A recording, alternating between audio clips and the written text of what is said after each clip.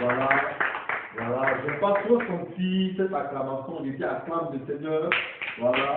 Et Dieu est Dieu. Nous avons qui est puissant. C'est Dieu là qui fait le tout de l'histoire. La dernière fois, nous avons vu Genèse le chapitre 1er, le verset 1er, qu'au commencement, n'est-ce pas, était Dieu. Que toutes choses devaient être faites par Dieu, qu'il fallait commencer toutes choses par Dieu. Amen. Aujourd'hui, nous allons commencer, nous allons toujours continuer, n'est-ce pas, au travers de cette exhortation, toujours dans Genèse le chapitre 1er, on va dire le reste, n'est-ce pas, de ce verset-là.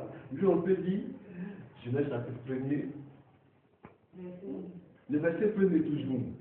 Au commencement, Dieu crée le ciel et la terre. Voilà. Au commencement, Dieu crée le ciel et la terre. La dernière fois, on avait vu que les 3 premiers mots de la Bible étaient au commencement Dieu. Alors, on a développé comment faire pour que notre activité, tout ce que nous entreprenons, puisse réussir. Il faut que toute chose doit commencer par. C'est-à-dire, le matin se réveille, c'est pas tendu. On doit tout faire en commençant toutes choses par. Le matin se réveille au commencement. Voilà. Alors, le chapitre continue toujours au niveau de ce premier verset. On dit Dieu a d'abord créé quelque chose, le ciel, puis après il a créé la. Amen. Parce que tu fais ta chose, s'il te plaît. Voilà. Dieu a d'abord créé le ciel, puis après il a créé la terre. En somme, tout ce que nous voyons sur la terre n'est que la photocopie de ce qui existe dans les cieux. Il faut dire Amen. Si Dieu a pris 6 jours pour créer le monde, la Bible ne dit pas combien du temps Dieu a pris pour créer le ciel. Amen. Oh, ce que Dieu a créé sur la terre, mais tout ce que Dieu a créé sur la terre, c'est élaboré au travers de la parole.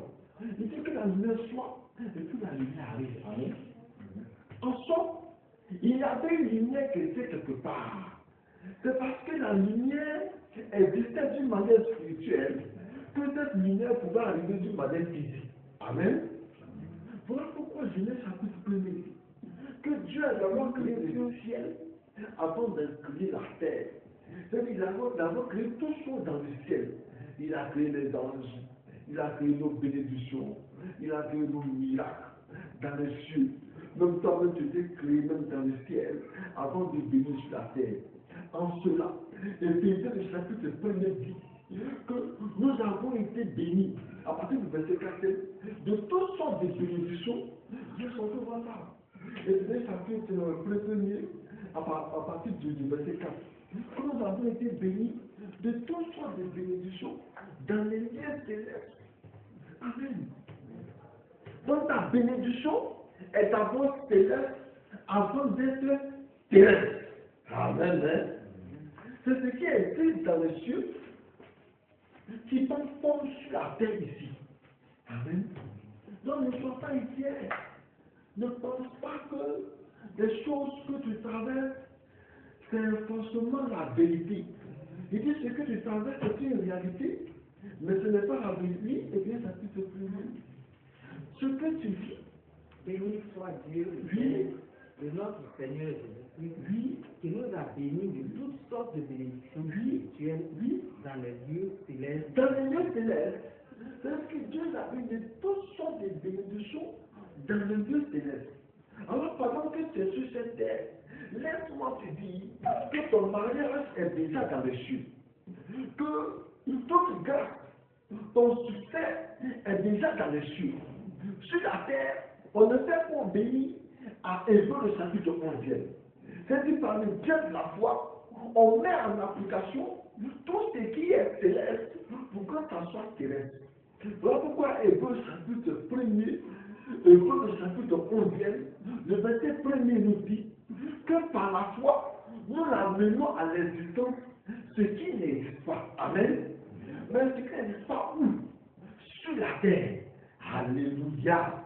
Donc toute bénédiction est déjà dans les cieux.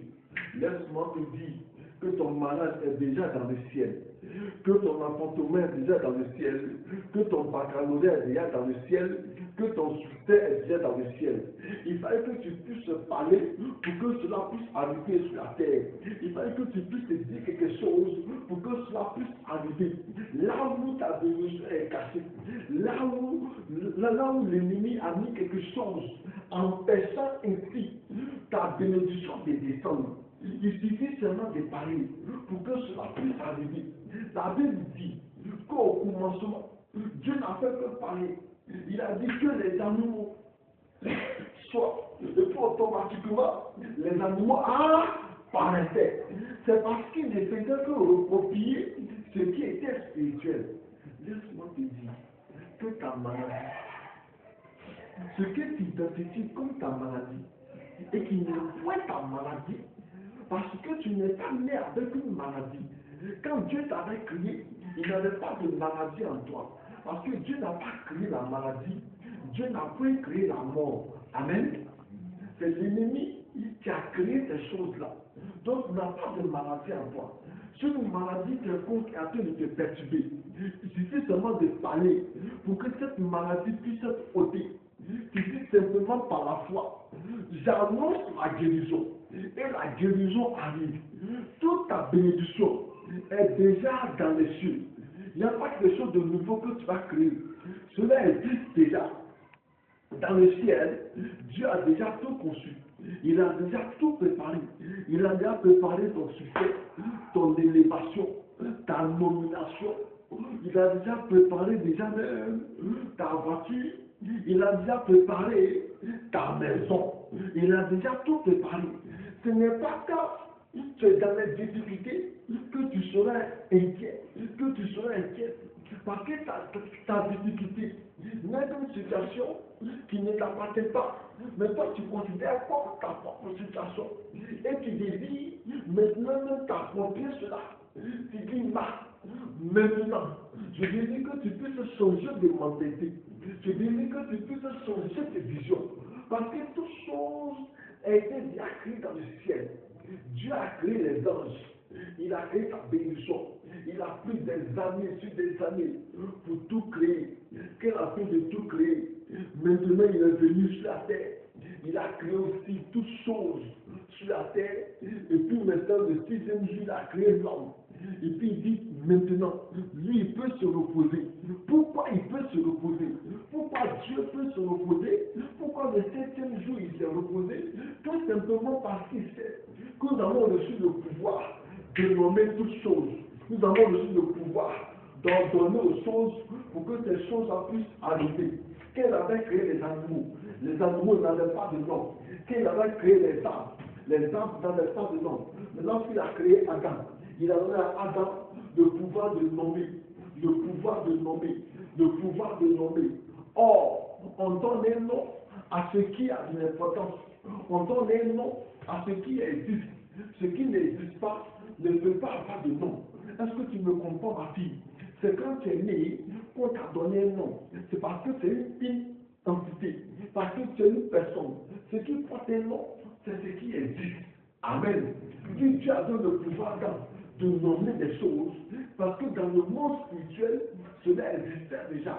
Ainsi, Adam pouvait dire qu'on appelle ceci chien, et puis maintenant on porte ce nom-là, et puis il dit ça c'est un lion, et puis on donne le nom de lion.